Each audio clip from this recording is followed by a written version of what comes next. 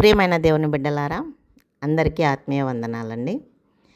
Lent days శుక్రవారం మహిళలందరూ చాలా చక్కగా దేవుణ్ణి ఉపహసించి ఆరాధించి మన అవసరతల కొరకు ముఖ్యంగా దేవుని సన్నిధానంలో మన ప్రార్థన విన్నపాలన్నింటినీ పొందుపరిచి దేవునికి అర్పించే ఒక అప్లికేషన్ లాంటిది.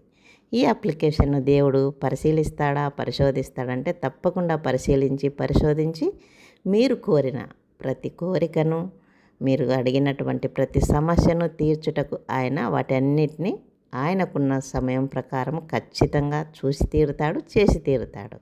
మరి మీ ఉపవాసం ఎలాంటిది? దేవునికి నచ్చినదా లేకుంటే మీకు నచ్చినదా?